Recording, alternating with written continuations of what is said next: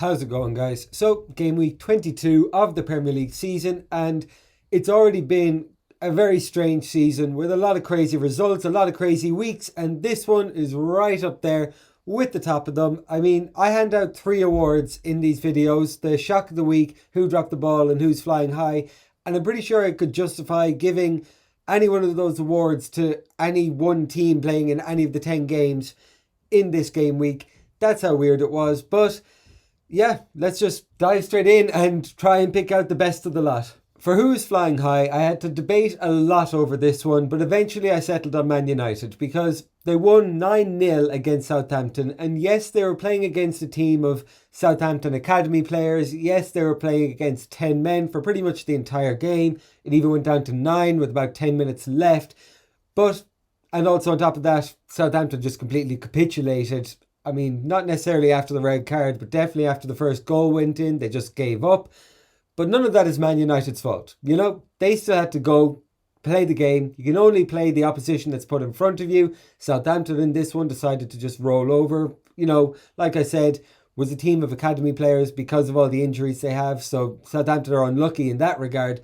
But still, can't really take too much credit for Man United because they still had to go out, do the job, do it in style. And yeah, I think that's tied for the record for biggest win in Premier League history. It's actually tied with Leicester's win over Southampton last season, also 9-0. And yeah, just one of the crazy results in this game week. And I'm also going to give a quick shout out to Sheffield United because they've gone from being down, pretty much relegated by Christmas, to winning 3 of their last 5 games. And I mean, it's thrown them back into the mix. You know, they're still in trouble. They're still a good 7 points away from safety, but at least now they've given themselves a fighting chance. They're back in the mix. They're still pretty much everyone's favourite, I would say, to go down, but at least they've given themselves a fighting chance. Who dropped the ball? Again, there were a few options here, and after a lot of thinking about it, I settled for Arsenal because they were 1-0 up earlier on in that first half, and for that entire first half they were brilliant. They absolutely dominated the game, and they should have been 3, maybe even 4 goals up out of sight. They didn't manage to capitalise, and in the end they paid the price because first, right on the stroke of half time with seconds left, David Luiz gives away a penalty, picks himself up a red card. That left Wolves back into the game, and there was a lot of debate about that David Luiz red card. He was the last man back. You know, it does look like he's trying to avoid fouling William Jose as he runs through. Fails to do so, brings him down, clipped his heel.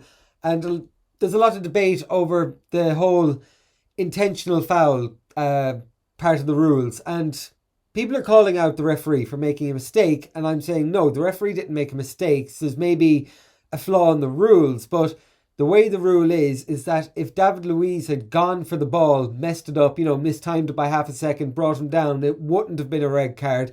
But because David Luiz never made an attempt to play the ball and just fouled the man, it had to be a red card by the letter of the law, which the referee didn't really have any choice but to enforce. But anyway, even going into the second half, I don't know what Mikel Arteta said to his boys, but it all pretty much went out the window within 5 minutes because João Moutinho pulled out this absolute wonder strike to put Wolves 2-1 up. And any hopes that Arsenal had of getting back into the game were pretty much dashed when Bernd Leno picked himself up the most ridiculous red card that I've ever seen. It's just a ball over the top to Adama Traore. I don't think he was ever going to get onto the end of it. Bernd Leno comes out of his box to clear it, and he just seems to get himself entirely messed up. And instead of... I mean, he had time to chest this ball down, bring it under control. He probably could have dribbled it back into his box and picked it up if he really wanted to. And instead, he panics and he pretty much punches the ball away. The referee has a look at it, says, well, if you don't do that, if you miss the ball entirely, Adama Traore probably gets in behind you and has the open goal. So, had no choice again but to send him off, although that one was completely Leno's own fault and it wrote off any chances of an Arsenal comeback. Shock of the week. This one was a lot easier to pick out because I've just gone for the Brighton 1-0 win away to Liverpool. Liverpool go from being unbeaten at Anfield for years to losing twice in the space of 10 days, 2 weeks to Burnley and Brighton. And I mean, it's as ridiculous as it sounds, Brighton were well deserving of this win as well. I mean, Liverpool created a couple of chances, but nothing ever really clear cut.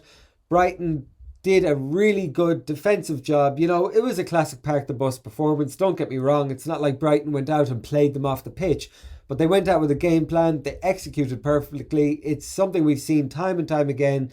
The underdogs against the big boys in the Premier League doesn't always work, but it worked a charm on this occasion. So fair play to Brighton. For Star of the Week, I had a few options. There were a few people I could have taken from the Man United win. Luke Shaw, Bruno put in particularly good performances. James Maddison, 2 assists in his win against Fulham, also an option. But in the end I settled for Jesse Lingard making his debut for West Ham, picking himself up 2 goals. And yes, Emi Martinez, very uncharacteristically, was suspect for both goals, I would say, particularly the second one. But Jesse Lingard's had a rough time of it in his last couple of years at Man United. Definitely had a rough time in the last few years of his life. And I think it's a good thing for him to just move away from Man United, get a fresh start. I think West Ham is pretty much the perfect team for him. I was a little annoyed that he started ahead of Jared Bowen, who is in my fantasy team, has been playing fantastic football lately.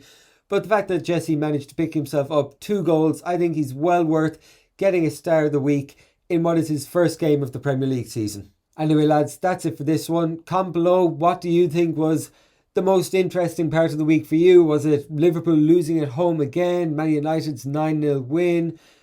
Tottenham's continued spiral downwards because of their loss to Chelsea? Yep, comment below which one took the cake for you. Like if you did enjoy, subscribe for more footy chats, and hopefully I'll see you all in the next video.